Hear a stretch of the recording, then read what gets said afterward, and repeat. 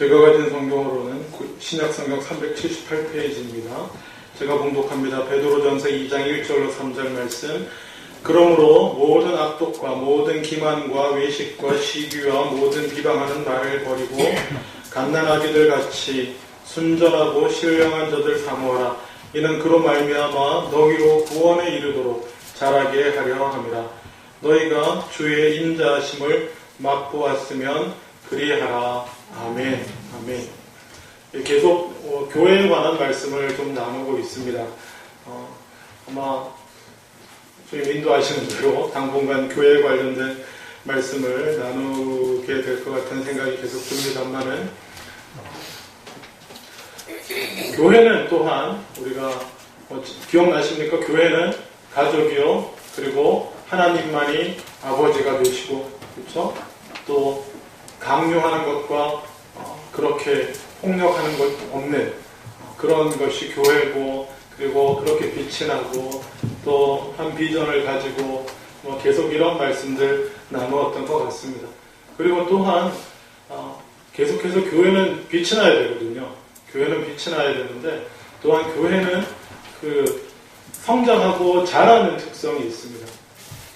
교회뿐만 아니라 교회 자체가 또 보면 성도들도 마찬가지입니다. 성장하고 자라는 특성이 있습니다. 우리 식물을 한번 생각해 보죠. 식물, 저도 식물 언젠가 말씀드려도 잘 못 키우는데 식물이 빛이 나는 느낌이 있지 않습니까? 그렇죠? 사람이나 식물이나 빛날 때가 어떨 때 빛납니까? 잘 먹고 병 없이 아픈 데 없이 잘 자라서, 그렇죠? 힘차게 잘 자라갈 때 빛이 납니다. 그렇지 않습니까? 가물어서 물도 잘 빨아들이지 못하고 또 병균의 이런 바깥 이런 세균들의 침입에 또 이렇게 잘 관리를 못해줘서 시들고 마르고 누렇고 이러면 그런 거 빛난다고 말할 수가 없습니다. 빛이 되지 못합니다. 교회도 마찬가지입니다. 교회도 건강하게 잘 자라가야지 계속해서 빛이 나게 되는 줄로 믿습니다. 아멘. 예, 잘 자라가야 되는데 그럼 어떻게 하면 잘 자라갈 것인가? 베드로전서 2장 1절에 그 한 부분에 대한 얘기를 하고 있습니다. 오늘 읽은 것을 보시면 두 가지가 있습니다. 교회가 잘 자라면서 계속해서 빛이 되기 위한 방편이 두 가지가 있는데, 첫 번째 뭘 해야 됩니까? 버려야 될 게 있습니다. 버린다. 먼저 버려야 될 게 있습니다. 그게 뭐냐 하면, 여기서 이 버린다라고 하는 단어는 우리가 지저분하고 더러워진 옷을 벗어버리는 그때 쓰는 단어입니다. 버린다. 우리가 걸치고 있는 더럽고 지저분한 것들, 좋지 않은 것들을 다 벗어버려야 되는 것입니다. 버리고 사모하는 것 해야 됩니다. 버릴 것은 첫 번째 무엇입니까? 무엇을 버리라고 말하고 있습니까? 모든 악독과 모든 기만과 외식과 시기와 비방하는 말이라 이렇게 말하고 있습니다. 먼저 하나씩 살펴보기 원합니다. 악독이라는 것이 무엇인가?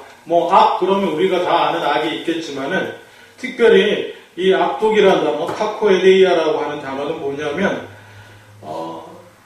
하나님 없는, 마치 하나님이 없는 것처럼 행동하는 자의 모습에 대해서 이 단어를 씁니다. 하나님을 믿지도 않고 하나님을 신뢰하지도 않고 그저 어떻게 해요? 자기 욕심대로, 자기 생각대로 그렇게 살아가는 행동 모두를 가리켜 이 단어를 가리켜서 말하고 그것이 악이라고 말합니다. 하나님 말씀에 따르지 않는, 하나님 뜻과 상관없이 자기 생각과 자기 욕심대로 행하게 되는 악, 그리고 그것이 악이죠. 그리고 사실 우리 인간의 가장 큰 근본적인 문제가 바로 이겁니다. 자기 중심적으로 내 욕심과 내 생각으로 행하는 일, 그것이 악의 근본입니다. 다른 게 악이 아닙니다. 다른 게 악이 아니에요. 연애 프로, 죄송합니다. 하여튼 그런 예능 프로 보면 그런 거 있잖아요. 나만 아니면 돼라든지 이런. 하여튼 뭐든 자기 중심적이고, 모든 세상이 어떻게 돼도 나만 괜찮고 그냥 내 중심적으로 내가 원하는 것은 이루어져야 되고 어찌하든지 내가 바라는 건 돼야 되고 하나님 모든 자기 중심적인 생각이 악이라는 것입니다. 하나님과 상관없이 하나님 뜻은 물어보지도 아니하고 하나님 생각은 관심도 없고 하나님도 단순히 뭐예요? 이 내가 원하는 바를 이루어줄 어떤 대상, 내가 능력이 없고 내가 지식이 부족해서 못 이루니까 하나님 좀 이루어주세요 하는 정도의, 그렇게 될 때에 사실 그것도 악에 가깝습니다. 어쨌거나 내가 살아있어서 내가 원하는 대로 내가 마음대로 하는 것을 다 성경은 악이라고 말하고 있습니다. 근데 한 가지 우리가 이 부분과 관련해서 좀 생각해 볼 부분이 있습니다. 인간이 부족한 점이, 인간이 여러 가지로 부족한데 인간이 부족한 점을 두 가지로 얘기할 수 있습니다. 하나는 뭐겠습니까? 악함입니다. 인간의 모자람 중에 하나가 뭐냐면 하나는 악함이에요. 악한 것. 또 다른 하나는 뭡니까? 제가 늘 자주 말씀드리는데 악이라는 글자에 점 하나만 붙이면 뭡니까? 약이죠. 약함이에요. 약함. 이 두 개가 한글로는 참 한 획 차이가 나면서 또 우리 삶에서도 되게 헷갈리게 합니다. 약함과 악함, 악함과 약함. 두 개가 같습니까? 다릅니까? 다른 거예요, 사실은. 어느 게 더 나쁩니까? 아니, 어떤 거 하나는 나쁘다고 말할 수 없죠. 정작 나쁜 건 뭡니까? 악한 게 나쁜 거죠. 악한 게 나쁜 건데, 약함은 우리가 나쁘다고 말할 수는 없습니다. 악함이 나쁜 거예요. 근데 언젠가 제가 한번 이거 악함과 약함을 주제로 말씀 나눈 적이 있는데, 한번 여러분, 실제로 한번 생각해 보세요. 우리 삶에 있어서 여러분의 집에서 혹시 집에 귀중품 있으세요? 이렇게 고가의 안틱, 내가 아끼고 소중히 여기는, 아니면 한 고려 청자라든가 백자라든가 이런 거 있습니까? 만약에 집에서 아들내미가, 딸이어도 괜찮아요. 하여튼, 이것저것 하고 정신없이 자기를 하다가 집에 있는 내가 아끼는 안틱 하나를 고려 백자든지 꽤 나간다고 칩시다. 몇백 안 해도 되고 한 40, 50만 원 나가는 거라고 해요. 그걸 툭 쳐서 떨어뜨렸어요. 그래서 박살이 났어요. 여러분 그때 어떻게 하십니까? 어떻게 하세요? 그 순간에 상상만 해보세요. 상상만 해도 순간 내가 어떻게 할지 다 보이시죠? 이렇게 그런 거. 화내지 않으세요? 그렇죠? 그럼 반면에 이럴 때 한번 생각해 보세요.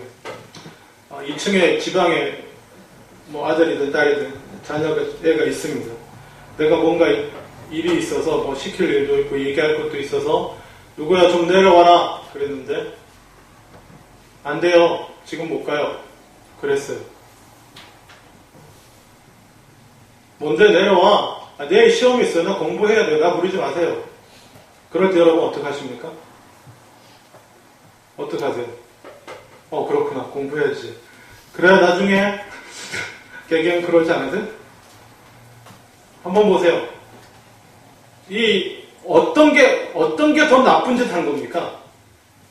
밑에 자기 일하고 이러다가 잠깐의 부주의로 내 100만원짜리 도자기를 깬 거 하고 내가 불렀는데 2층에서 내일 시험 공부하니까 나 부르지 마세요. 이러는 건 어떤 게 더 나쁜 겁니까? 어떤 게 악이고 어떤 게 악함이고 어떤 게 약함입니까? 한번 생각해 보세요. 그렇죠? 우리가 자꾸 실수해요. 그냥 자기 일에 집중해서 하다가 이렇게 그게 1000만원짜리든 몇억짜리라도 그거 깬 거는요, 그건 약함이에요. 1000만원짜리여서 열받아가지고 뒤집어지고 난리 치면서 시험 공부하니까 못 내려가요. 아빠 나중에 얘기해요. 부모 말씀에 불순종해도 그건 용납이 돼요. 그건 악이에요. 악. 성경적으로. 지가 시험 공부고 그게 어때서. 뭘 하든 부모님이 내려와라. 얘기 좀 하자. 그러면 내려와야 되는 거예요. 그게 성경이고 그게 선한 것이에요. 근데 우리가 어떻게 하고 있습니까? 삶의 현장에서. 예?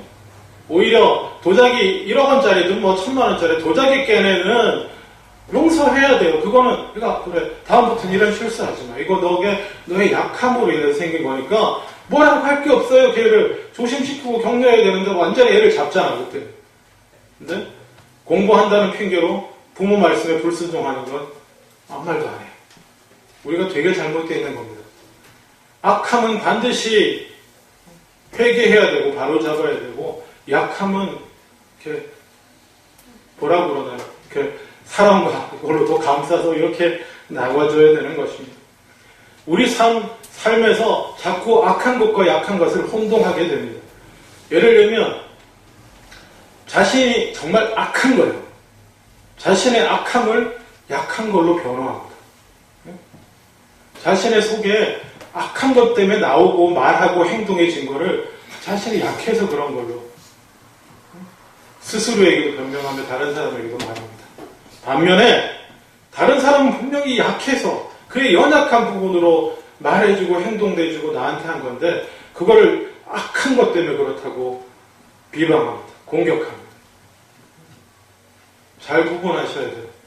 악함과 약함은 다른 것입니다. 악함은 반드시 회개되어야 되어주고 제거되어야 되어주고 마땅히 어떻게 보면 회개하도록 꾸짖음 돼야 될 부분일 수 있지만은 약한 것은 그런 게 아닙니다. 약한 것은 교육돼야 되고 가르침 받아야 되고 어떻게 보면 격려받아야 되고 그 부분이 강해질 수 있도록 해줘야 되는 것입니다. 예, 악에 대해서 얘기하다가 길어졌는데요. 악함과 약함을 잘 구분하시기 바랍니다. 악함은 벗어버려야 되는 줄로 믿습니다. 약함은 그대로 들고 나가야 됩니다. 이거 벗을 수가 없는 거예요. 들고 나가서 강해질 수 있도록 회복되어질 수 있도록 해야 되는 부분입니다. 두 개를 헷갈리지 마십시오. 두 번째는 기만입니다. 기만하는 것을 버리라. 기만이라는 단어는 두 마음을 품는다는 뜻입니다. 두 마음. 기본적으로 공동체 안에서는 이게 어떻게 이루어지냐 하면은 자기가 원하는 바를 이루기 위해서 남을 속이는 형태로 나타납니다. 그런 악한 목적을 달성하기 위해 세운 거짓되고 간사한 계획이다. 이렇게 표현합니다. 우리 가운데 이런 기만이 있겠습니까?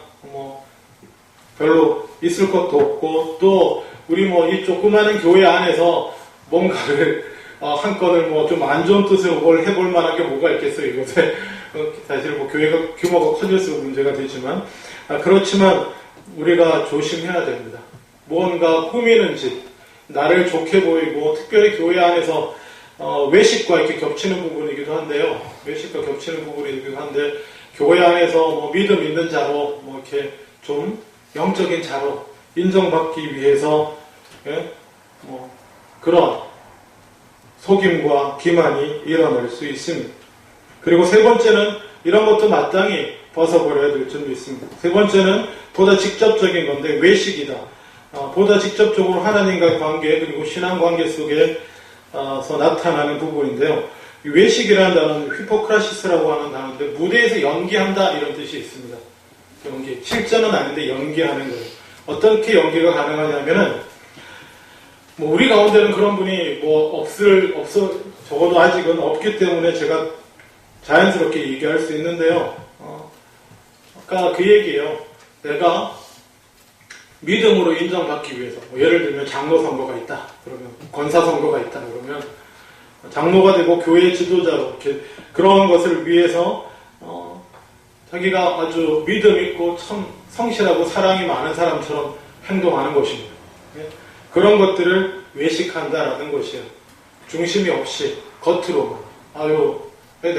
근데 여러분 오해하지 마십시오. 이것도 한 가지 오해를 가질 수 있습니다. 뭐냐면 이 외식에 관한 얘기를 하면 맨날 질문이 어떤 질문이냐면 우리 안에 그렇잖아요. 하나님 말씀은 분명히 용서하고 사랑하라 그러는데 우리 속은 그렇죠. 잘 용서가 안 되잖아요, 솔직하게.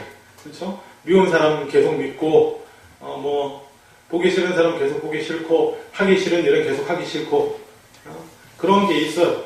그런데, 이런 상황에서 내가 가서 용서한다고, 억지로 용서한다고 얘기하고, 별로 하고 싶지 않은데, 그래도 주님이 섬기라고, 낮아지라고 하시니까 그냥 가서 섬기고, 이거 외식하는 거 아닙니까? 이렇게 진지하게 물어보는 사람들이 꽤 있습니다. 여러분 어떻게 생각하세요? 이게 외식입니까? 내가 속에서도 우러나와야지, 용서도 우러나와야지 하고 봉사도 우러나와야지 하지, 속에서 별 마음 없는데 그냥 하나님 말씀이니까 한다. 이거 외식 아닙니다. 이건 귀한 순종입니다. 아멘? 귀한 순종이에요. 외식은 어떤 거냐면요, 그렇게 함으로써 내가 원하는 어떤 하나님 뜻이 아닌 어떤 다른 목적을 이루려고 억지로 그렇게 하는 걸 외식이라고 하는 것입니다. 이게 하나님 말씀이니까 내가 힘들어도 한다. 그건 외식 아니에요. 예? 내 속하고 겉이 일치 아니요. 의지적인 결단을 하는 나도 나입니다. 의지적으로 결단하는 나도 나예요. 그거는 우리가 내가 이중인격가 아닌가? 아니요. 천만의 말씀이에요. 하나님의 뜻을 위해서 말씀이니까 내 속에 악한 마음을 꺾고 순종하는 것, 그건 외식이 아닙니다. 외식이라고 하는 것은 다른 목적을 위해서,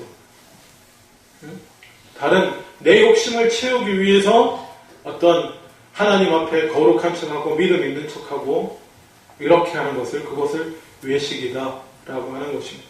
하나님의 영광이 아니라 사람들 앞에 자기 영광을 위해서, 저분 참 믿음 좋으시고 참 사랑이 많으시네, 이런 것들을 위해서 사랑하고 베풀고 한다고 하면 그걸 외식이라고 하는 것입니다.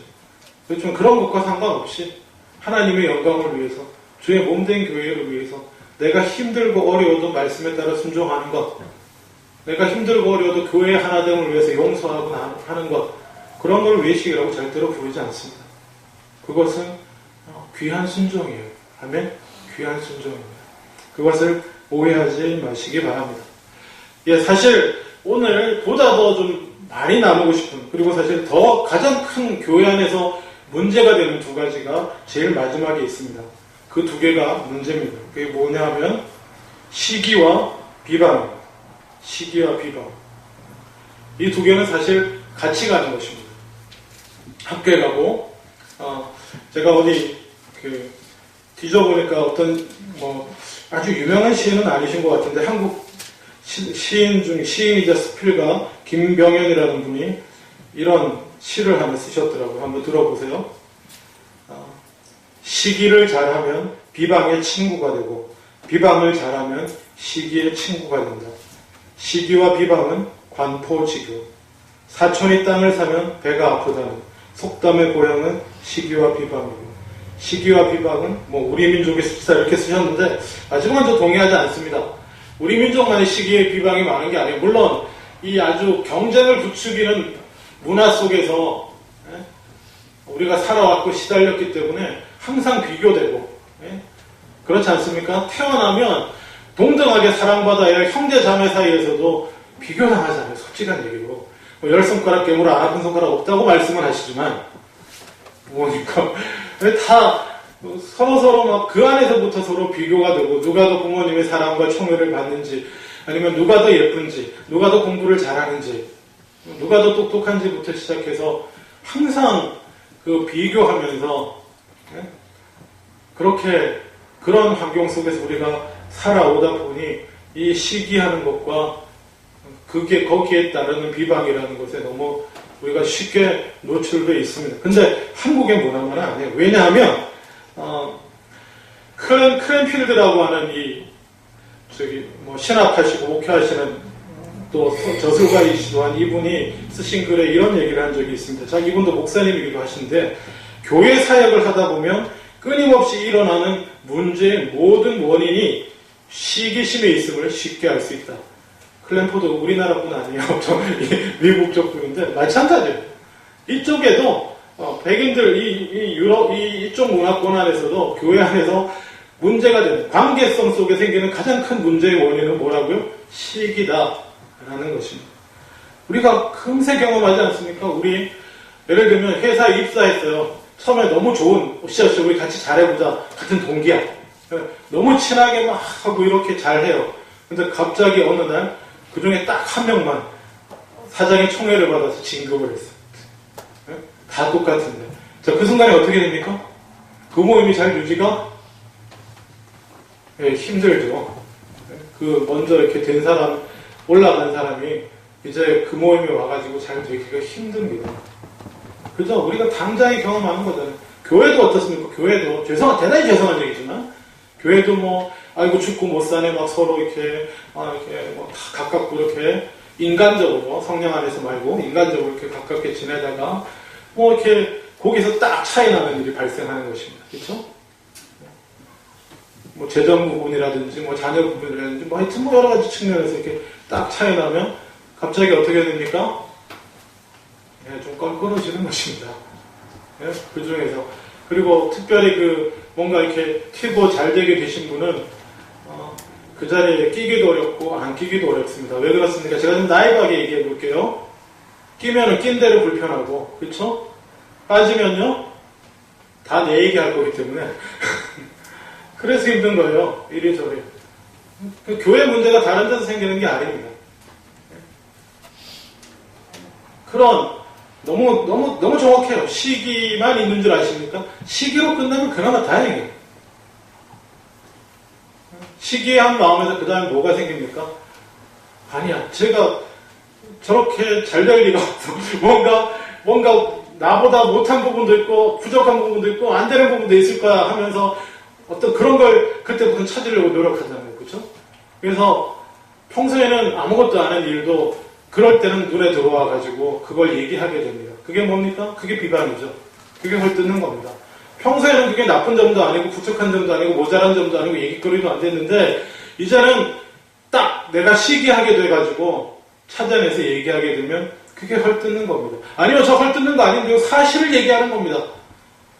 전에는 안 보이던 그 사실을 왜 지금 보이는 거예요. 그게 헐뜯는 겁니다. 그게 비방하는 것이고 교회 관계에 또 인간관계의 모든 문제는 그렇게 생겨나게 됩니다. 그냥 같은 처지인 줄 알고 같이 가는 줄 알았는데 알고 봤더니 아니더라. 이렇게 되는 순간 비방, 시기하게 되고 시기에서 멈추지 않고 비방으로 가게 됩니다. 제일 조심해야 될 부분이 이 부분입니다. 제가 굳이 이 얘기를 하는 건요. 알아두면 조심이 됩니다. 아멘? 모르면 내가 왜 이러는지 잘 몰라요. 왜 이러지? 내가 왜 저 사람을 싫어하지? 내가 왜 저 사람 없을 때 저 사람 얘기를 하게 되지? 내가 왜 누군가의 저 사람의 안 좋은 점을 어떻게든 내가 알고 있는 안 좋은 점을 전하고 나누고 싶어서 복음을 안전하면서 그렇게 하고 싶지 하고 할 때 이 말을 기억하십시오. 시기와 비방은 형제가 아니고 교회 안에 가장 큰 문제는 시기로부터 나온다. 시기와 비방은 그렇게 연결된다. 사실은 우리의 약함에서부터 비롯되기도 합니다. 제가 말씀드렸죠. 한국 사회에서 얼마나 치이며 시기할 수밖에 없도록 하며 살았습니까? 부족하면 부족한 자를 그냥 안 두잖아요. 비교해가지고 너는 왜 부족하니? 그렇게 상처 주고 아프게 하잖아요. 그런 아픔의 결과일 수도 있지만 우리는 믿음 안에서 이겨내 나갈 수 있기를 원합니다. 교회가 건강해지려면 그런 부분에 우리가 특별한 신경을 쓰면서 나아가야지 교회가 건강하게 자라고 빛이 나게 될 줄로 믿습니다. 아멘. 그러면 이런 것들을 다 버려야 될 것들이에요. 교회 안에서뿐만 아니라 그렇죠? 다 악독이나 기만과 외식과 시기와 비방은 다 버려야 할 것이고 그러고 사모해야 될 것이 있습니다. 이런 것들은 버려가면서 뭘 사모합니까? 순전하고 신령한 젖을 사모하라라고 하는 것입니다. 여기서 순전하고 신령한 젖은 비유인데요. 하나님의 말씀입니다. 하나님의 말씀. 우리를 키우는, 우리의 영혼을 키우는 하나님의 말씀을 사모하라. 이 사모한다는 말이 뭐냐 하면요. 원래 이 헬라어적인 의미가 부모가 오래 못 본 자녀를 그리워할 때 쓰는 단어입니다. 뭐 한 달, 두 달이 아니고 한 3년, 4년. 그렇죠? 그렇게 못 본 자녀를 그리워할 때 사모한다. 그리고 또 뭡니까? 죽을 죄를 졌습니다. 누가 봐도 사형인 것 같은데 그 사형의 죄를 지은 사람이 관대한 처분을 바랄 때 어떻게든 사형만을 면하게 관대한 처분을 바라는 그런 마음들을 표현할 때 쓰는 단어가 이 사모한다라고 하는 단어입니다. 어느 정도의 간절함인지 감이 오십니까? 하나님의 말씀을 그렇게 사모하며 그 말씀을 먹으며 사모하며 나아가야 된다라는 것입니다. 그렇게 할 때 우리가 구원에 이르도록 자라게 될 줄로 믿습니다. 이미 구원받았지만은 온전한 구원을 이룰 때까지 우리가 말씀을 통해 자라가야 되는 줄로 믿습니다. 근데 특별히 그냥 말씀이라고 말하지 않고 그냥 저지라고 말하지 않고 순전하고 신령하다 이렇게 표현하고 있습니다. 기억해야 됩니다. 아니 순전하지 못한 말씀이 있나? 순전하지 못한 말씀이 있을 수 있습니다. 순전하지 못한 말씀. 같은 말씀인데도 순전하지 못하게 전해지며 순전하지 못하게 받아들여질 수 있습니다. 가장 큰 문제는 뭐냐면 아까도 말씀드린 우리 안에 있는 악입니다. 내 중심적인 욕심이에요. 모든 게 내가 바라고 원하고 소망하는 내 욕심이 이루어지고 채워져야 된다고 하는 그 생각으로 하나님의 말씀을 가려듣고 받으면 그게 순전하지 못한 말씀입니다. 우리가 개신교에서 특별히 그리고 또 복음이 가장 왜곡될 수 있는 중에 하나가 뭐냐면 그것을 우리가 통칭해서 잘못된 신학 중에 하나를 이렇게 표현합니다. 번영신학이에요. 예수 믿으면 모든 게 잘 되고 예수 믿으면 모든 게 축복받고 복받고 이 땅에서 특별히 이 땅에서 사업도 잘 되고 건강하고 다 제가 그거 누누이 말도 안 되는 얘기라고 말씀드렸지 않습니까? 예수 열심히 믿은 바울이 왜 목을 잘리는데요? 예수님께 모든 것을 바치고 헌신한 베드로가 왜 십자가에 거꾸로 달려 죽는데요? 그렇지 않습니까? 이상한 복음을 어디서 들어가지고 그거 복음하고 상관없는데 사람 모으려고 하는 거예요. 복받는다 그러면 누가 싫어하겠습니까? 하나님 믿으면 여러분 오해하지 마십시오. 또 하나님의 뜻 가운데 우리를 지키시고 보호하시고 형통하게 인도하십니다. 아멘? 근데요, 그게 내가 원하는 내 욕심하고는 다른 문제예요. 내가 이루기를 원하고 내가 바라기를 원하고 되기로 하는 것과 상관없이 하나님은 우리 모두의 아버지로서 우리를 기르시며 우리 삶을 인도하시고 쉴만한 물가로 푸른 초장으로 인도하시고 사망의 음침한 골짜기를 다녀도 우리가 해받게 될 것을 두려워하지 않고 지나가실 살 수 있도록 하나님 우리를 지키시고 붙드십니다. 아멘? 그렇지만 지금 여러분 속에서 꿈꾸고 돈 잘 벌고 어떻게 하고 그런 거는 다른 거예요. 다른 거예요. 그런 걸로 사람을 낚으면 안 됩니다. 그게 순전하지 못한 말씀이에요. 순전하지 못한 것입니다. 그렇게 순전하지 못한 말씀을 전하는 사람도 있고 똑같은 말씀을 전해도 순전하지 못하게 받는 사람도 있습니다. 그래서 순전하고 신령한 것을 사모하라라고 말합니다. 진정한 말씀, 진정한 복음의 말씀을 우리가 따라가야 될 줄로 믿습니다. 한 가지 예를 들어보죠. 우리 한국에서 교회 생활 하신 분들은 이런 용어를 들어보셨을 텐데 저희 목사들을 지칭할 때 우리 신령한 목사님, 신령하다는 단어 쓸 때 신령한 목사님 하면 어떤 목사가 생각이 납니까? 여러분 어떤 목사님이 떠오르세요? 신령한 목사님.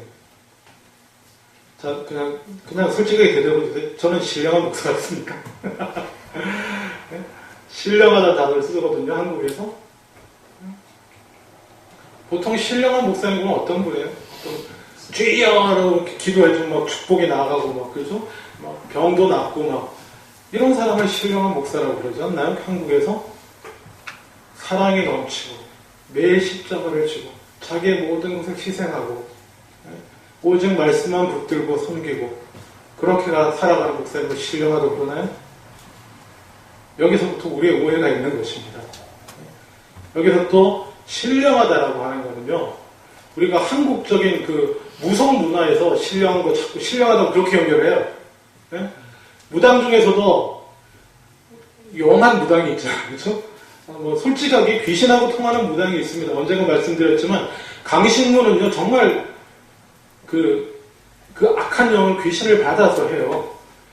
무당이 두 종류거든요. 세순무하고 강신무가 있습니다. 세순무는 배워서 하는 거예요. 배워서 그냥 이렇게 하고 이렇게 할 때 이런 거들 배워서 하는 거. 강신무는 그야말로 악신에 사로잡혀서 하는 거예요. 그렇지만 그런 분들 실제로 그런 무당은요 과거는 거의 100% 맞춥니다. 거의 뒤집어지죠. 그 앞에 가면. 과거는 100% 맞춰요. 왜? 귀신은 귀신같이 맞추거든요. 지나간 과거는 100%, 미래는 50%입니다. 50%도 안 됩니다. 저도 미래는 50% 맞죠. 긴가 아닌가. 그렇지? 그거예요. 놀라실 건 없어요. 과거를 쏙쏙이 맞춘다. 귀신들 다 맞춰요. 귀신같이 맞추죠. 하여튼 근데 뭐 어떻게 이렇게 됐지? 하여튼 그 한국의 그런 무속적인 마인드에서 신령하다를 이해하는 거예요.